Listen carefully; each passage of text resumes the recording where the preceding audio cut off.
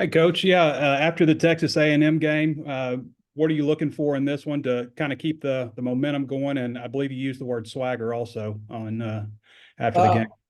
yeah, I mean, I think for us, it's about preparation, understanding South Carolina's record, and last game was good. Whether anything carries over or not, I mean, we'll find out. At game time. Mm. But certainly a step in the right direction on many fronts, and we got to get ready for South Carolina. They have a really good backcourt. Michi Johnson's playing as good as anybody, and obviously Cooper, a transfer from the University of Minnesota, and Miles Stewart at the 3 spot, BJ Mack. So there's a lot of things we got to get ready for between now and Saturday. You'd mentioned with Battle that was, just a coach's decision. Obviously, he has the ability to help you guys a lot. What do you need to see from him to kind of get him back in the swing of things? Yeah, I mean, I don't think it's about any one player. I mean, we're not we can't keep playing 11, 12 guys. When we do that, the game's not not in our favor. And we've historically been a program that's played 7 or 8 guys. We're trying to pare the rotation down. Who has a good game on Saturday or who has a subpar game? I'm not really sure. In this last game, I mean, Layden Blocker had played well at Florida, and so had Joseph Pinion. There's only so many minutes to go around, and certainly we have a staff that evaluates practice, and pieces got to fit together, and both sides of the basketball are important, and offense is as important as defense. If not, defense may be a little bit more important here at Arkansas. So it's just a whole bunch of factors with all of our guys. Again, to answer your question, I'm talking in general, 1 through 14. Keon had some big games early. His minutes have fluctuated as well.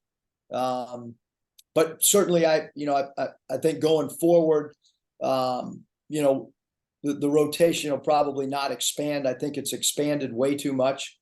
And I'm, been doing it long enough that the question's going to come, whoever doesn't play on a certain night.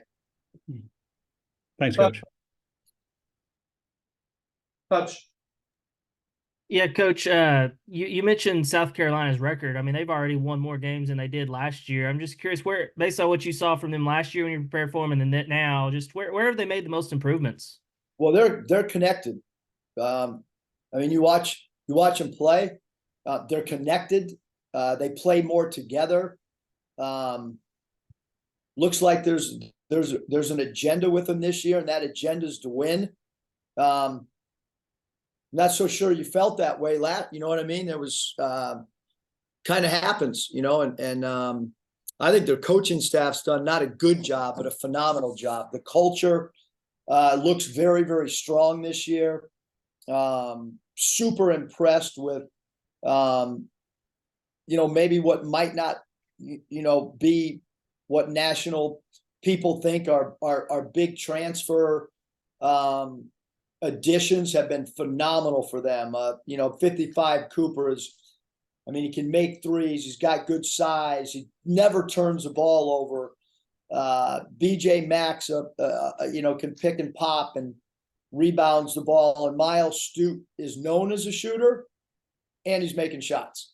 And so, super impressed with their guys. And then Michi Johnson's a returning player who's quite frankly playing as well as any guard in our league. And I thought that, going into the year, he wasn't talked enough about. Well, everybody's talking about him now. He's being extremely productive on the floor, not in preseason, whatever. He's producing. Bob? Hey, Eric, I wanted to ask you a couple more things about Al Ellis. how have you thought his season's gone? I know it's kind of been up and down, and he seems like he's kept a positive attitude, even though, like he said the other night, he'd never gone through not playing much. That's just not something that happened to him, and he seemed like he handled that pretty well. Just what do you thought about his season overall, his attitude, how he's handled everything? Yeah, I mean, he obviously a veteran who played a lot of minutes last year. I thought he played really well in certain aspects of the game the other night. The point guard position is a position where that we've gone back and forth and need consistent play out of for sure. I mean, Keon's played well. L's had some good games. Layden's had some good games. And that's unfortunately for fans and unfortunately for media members, we also practice 6 days a week. And so you got the games, you got all summer. So there's a whole body of work that goes into decision making. But I think L's handled it. He was ready to play. And I think he's, there's been times it's been a struggle for him as well. I mean, I wouldn't say that that every day he's handled it. I mean, I think he wants to play, and just as all of our guys do, just as everybody on every team wants to play. And he got his opportunity the other night, and I thought he did a fabulous job of playing with energy, playing with the motor, pushing the ball, all those things that we talk about. And then defensively, we didn't really assign him to their two guards. He guarded a small forward a lot in that game, and I thought he did a good job defending the small forward as well. And you talked the other night about the team kind of getting their swagger back, and you'd had signs up to remind them in the locker room. You seem like a coach that has a lot of swagger. Did you have to regain some of your swagger after a tough start, or kind of how was that for you and the coaching staff? That's a really good question, Bob. And I think that I had great conversations between our Florida game. I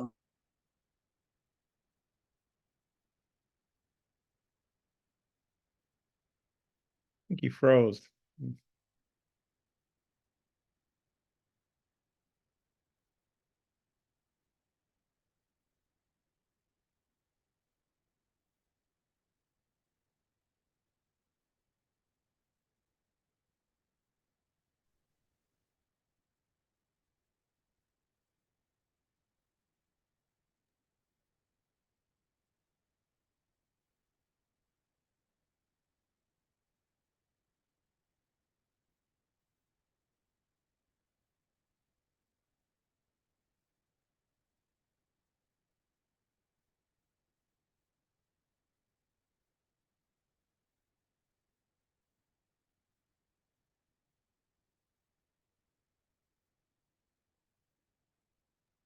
Sorry about that, you guys. I don't know where I lost you. Yeah, you've locked up. Do you know when he kind of lost you? Yeah, you basically said, well, you said that's a good question. I got to repeat that. And then you said you had some conversations after the Florida game, and I think that's where you cut out. So maybe you could go back to that. Maybe that was on purpose. No, I mean, I had great conversations with Phil Nevin on the phone. I know that the Angels went through injuries, and I was super impressed every time I went to visit him with his upbeat, positive attitude and vibe that he created in the clubhouse. And talked to Tom Crean, who's a friend, to get his perspective because he watches so many games, and talked to Brendan Surr. We worked together with the Orlando Magic. Even on my drive into to the arena, I was still talking to different people. Johnny Jones and I have communicated back and forth, and people that I've worked with in the past, just to get perspective, insight. So, I think all that stuff helps. I don't think that, from a confidence standpoint, I don't think that the coaches or the players should ever lose confidence, but certainly when you get a win after losing 3 games, I think that helps the overall vibe. And now you got to push, you got to push your last win aside, and you got to get ready for South Carolina. I think that's the important thing. But back to your question, Bob, I don't think you can have the turnarounds that, that we've had in the past without having belief and confidence, and then you stick to your principles and you stick to, tweaking things, which is what we did. I mean, we went into the game and changed our starting lineup again, and it was probably the best start that we've had in a long time to a game. So, Yeah, I got a couple more kind of a fun one. So I'll turn it back to Mike for the other guys. Let's go with the fun one. We haven't had a fun one in a long time. Well, okay, it's your Zoom. I saw that there's going to be bobblehead giveaway, and just wondering what you thought about that. I mean, that's kind of a sign of no comment. No comment on the bobblehead? No comment on the bobblehead, Bob. Okay, I was wondering if you thought it was a good likeness, or I thought they should do one without your shirt on. You could be, celebrating or something. That would have been cool, but maybe bobblehead people aren't that creative. I don't know. Yeah, bobbleheads, I thought they went out. Now they're back in. Probably should have done a bobblehead with Danielle and I together. That would have been a lot better than just me standing there. Not sure about the hair. Not sure about the facial expressions on that bobblehead. I guess there's some similarities, but also some not similarities. Okay, I'm sure they did the best they could. Thanks. Kevin. Kevin, are you there? Curtis. I see you guys are at the top of the country in blocks, but you don't have anybody in the top 6 or so of the SEC. I guess, what do you make of maybe the team approach to the rim protection this year? Yeah, Curtis, when the new rules came out and when we had our referee seminar, we had a decision to make in the summer. And our decision was to get away from trying to take charges. The decision was, to go vertical and to try to become a little bit better shot blocking team. And that means not just, 1 through 5, they're not just 4 and 5s, but also our, Keon had, he's had a couple blocks in games, and obviously Davenport's had some games with some chase behind blocks. And we all know that TB, that Trevin Brazil's a guy that's got great length, athleticism, and timing from a shot blocking standpoint. And we knew that Chandler, Lawson, when you look at his length, that he would have the ability to alter shots. And Kai Mitchell's done a really good job of being a shot blocker in his time here as well. So, but that was, when the rules changed, and you knew that the charge was going to kind of go away, that changes how you play weak side defense. And there's just not many charges called at all anymore, for obvious reasons, freedom of movement, wanting more scoring, all those type things. And so as a team, as a program, as a coaching staff, you've got to kind of alter your approach as well.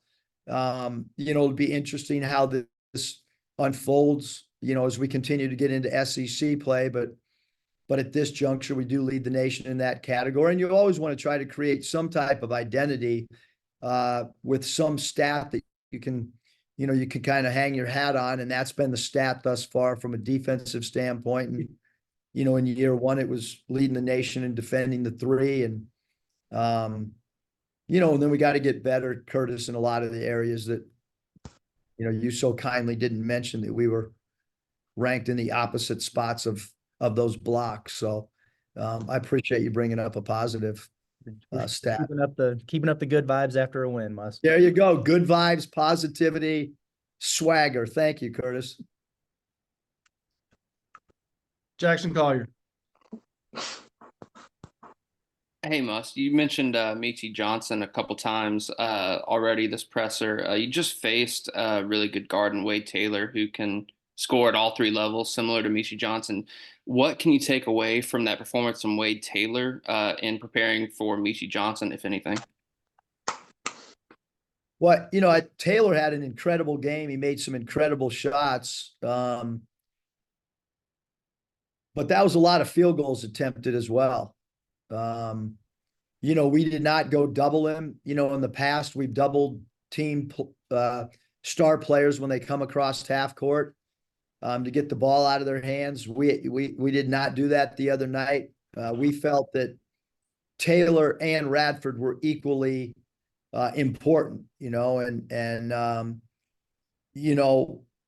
whether it was a little bit of our scheme or just an individual night for those two guys. I mean, you look at the stats and you would say that, probably did as good a job as you could against Radford. I don't know if he's ever had a game statistically like that. And then you look at the number of points and the big baskets that Taylor hit, and those were phenomenal numbers and phenomenal big time shot making. And Meechie Johnson is, a guy that has deep range, can really dribble drive the ball. He scores it at 3 levels. They'll run pick and rolls with him. And so our job will be to try to figure out, what we're best suited to. And we haven't hit the practice floor since our last game. We start here in 22 minutes and 34 seconds where we'll get back on the practice floor. And that's when really, Jackson, our game prep will begin once we get down there and watch video as a team, and I'll lay out our plan A, plan B, and plan C. And then I'll get feedback from these guys just like I always do, whether it's individual conversations, individual text messages, or team conversations after we watch individual clips of their top 8 guys. And then once we defend their play. So today will be the first time that we go through with our scout team defending their plays, and we'll look at our plan A, plan B, and C as a collective group. We'll make the best decision to try to beat South Carolina, regardless of what one individual player does or doesn't do. And you got a tough decision to make when you're guarding any leading scorer. You're going to try to make that night really hard for him, or you're going to take away options 2 and 3. So those are all stuff that are still works in progress. Jackson Fuller. Yeah, Eric, the great first half offensively, you guys only scored 2 fast break points, so a lot of execution in the half court. I know you said that you had that like the high pick and roll where you're throwing it to the 5 quick. Is that something that can translate past Texas A&M, or what maybe can you take from that first half that can translate to South Carolina and moving forward all year? Yeah, I mean, I think the middle pick and roll with our short roll with having our centers be playing, that was based on how Texas A&M plays pick and rolls. They'll trap it, they'll hard show it. South Carolina will do that as well. But we have great respect that they'll watch what we did. And so we've got to come up with a counterattack, which we will. We'll be adding a couple new sets, based on how they play pick and roll and who's involved in their pick and roll defense, and try to give our opponents a look on some play patterns that they have not seen before. And then we'll look at those early in the game. That's what we try to do, especially in league play, is run 2 different variations of a play and see how they play it and see if it's successful or not. But yeah, certainly we want all of our guys to be playmakers whenever they're given the ball, especially in sweet spots on the floor, to either look for dump off passes for layups or dunks or free throws attempted or spit out 3 balls. So those are the 3 areas that we need playmakers to continue to share the ball or share the game or let the ball have eyes in those areas. And Jeremiah, one more. Jeremiah made a couple threes, maybe 2 threes the other night. But how much does he bring to the team, even when even if he's not maybe making threes, just his ability to space the floor? It seems like he's getting some more consistent run with you guys in the SEC. Yeah, I mean, he's getting a consistent run because he has had some great spurts. I mean, he went through that segment at Florida. In the first half, 13 points. Didn't get a basket in the second half and was minus 25 in the game. And he went through a spurt the other night where I think he scored 8 straight. But his plus minus, for whatever reason, was our most concerning plus minus that we had. We talked after the Florida game about JD trying to provide defensive rebounding. That's something that we need help there. You know what I mean? And that's, all the stuff with L, he went 3 for 11, but he played a lot of minutes, and he played a lot of minutes because he had a career high in defensive rebounds. He had 6 defensive rebounds. And I think one of the things with minutes and roles and all this stuff is, we have a phrase, what does the game call for? Against Texas A&M, the game called for defensive rebounding. So we need everybody to defensive rebound, regardless of how many shots you're making, but JD's playing because he plays with energy and he plays with enthusiasm, and he gives us a little bit of pop and jolt when he's out there. So we certainly want him to continue to shoot the ball with confidence. I think the last 2 games, JD has shot the ball with more confidence than he has all year. And a lot of that correlates. He's been in the gym the last few days, as much as he has all year as well. And we're starting to see a lot more individual shooting going on, which is what you want this time of year. You don't want the 2 games a week to have you fading in your PD or your player development. Super pleasantly surprised with all the shooting that's gone on today. As I walked out to lunch, as I walked back from lunch, a lot of guys getting shooting reps in, which is really important this time of year. Kevin. Muss, when you look at Tremont Mark, obviously he's been a consistent scorer for you guys, especially these last 7 games, 20 points. But after that double-double or around that time, he has doubled his rebounding production per game. I mean, doubled it, and he's been better when you look at assists, when you look at blocks, 3-to-1 improvement. When you look at the raw numbers, everybody's kind of gotten used to him as being a reliable scorer, but what are you seeing in the other areas? Because we talk a lot about the hustle play, effort and things like that. And it seems like he's kind of leading by example and more than just being a scorer. Well, for sure, Kevin, I think that, especially when a guy has the ball in their hands, the teammates need to feel that there's a lot contributions going on in other areas. And I think we saw that with Mason Jones, with all the steals that Mason would create defensively.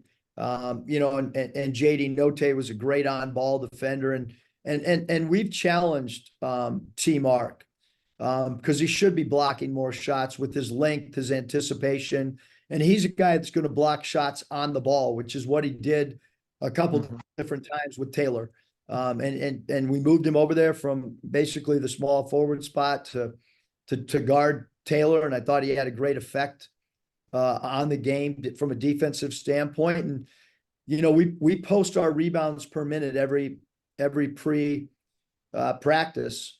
And he probably, knows he's got to rebound the ball better for us to have effectiveness. And certainly he's done that, of late at a much, much higher clip than he did at the beginning of the year. And then, when you look at Chandler Lawson, kind of that glue guy at times, it's kind of been, but this was his best, obviously, SEC performance. The 4 assists, that was one shy of what A&M had as a team. And most of that, obviously, in that first half and that early run. What do you think about him moving forward? Is there something there that, because that 5 spot's been kind of a 3-headed monster and not, real consistent from one particular player?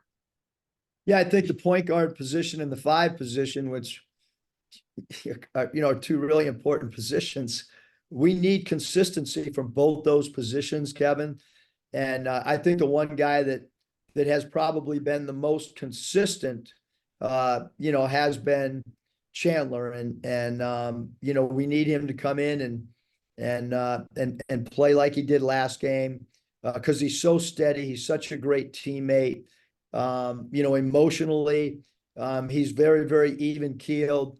Not much facial, not much body change from game to game or minute to minute. He gives us a sense of maturity. He gives us a sense of steadiness. And so we certainly need him to continue moving in that direction because he can make threes.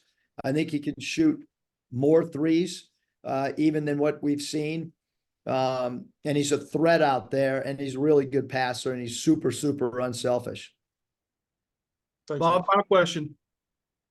Eric, I didn't really get a good look at it when they called the flagrant 2 on Devo the other night. Doug Shows told the TV guys that he kicked an Aggie in the groin. Hope that was by accident. Just wondering, what'd you see in looking at the game film? And, you know, Devo, he's obviously been a great player for you, but he's had some tees and some flagrants. Do you talk to him about dialing it back a little bit, or do you not want to take away his aggressiveness, or just kind of what you thought about that aspect of his game? Yeah, I mean, I don't think that, I don't think I'm in a position, or any coach is in a position to really comment on a technical or a flagrant or whatever.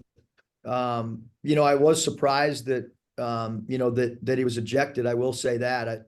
He had the ball in his hands. It was live action, right? So it wasn't during a timeout, or it wasn't during a dead ball. And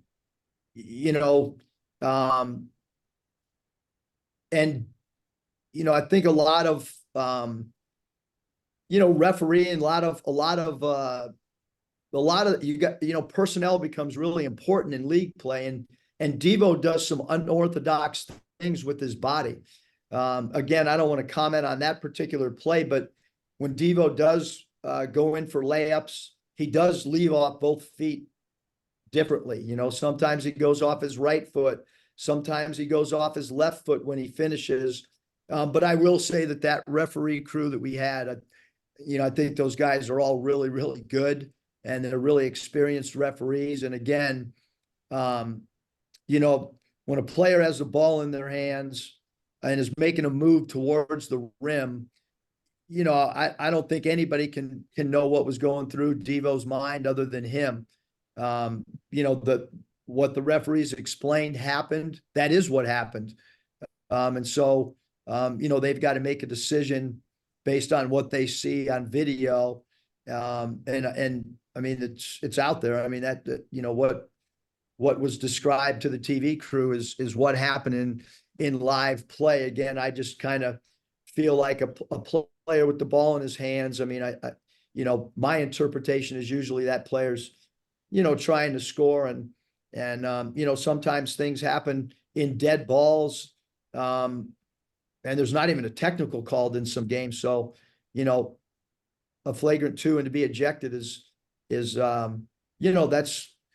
I'm not saying that I disagree with that, but I do think consistency, becomes important on ejections, technicals, so on and so forth. Because, that was not a dead ball situation, or nobody was, did anything other than try to make a basketball move. And then unfortunately, the player, whatever. But Devo and I have had conversations, and we want him to be who he is. We want him to be aggressive. We want him to play with, but certainly don't want anything that'll jeopardize when he's not in the game or gets a technical or gets thrown out, it changes our demeanor and who we are. So we certainly want him to, we don't want anybody to get a technical, including me, I guess.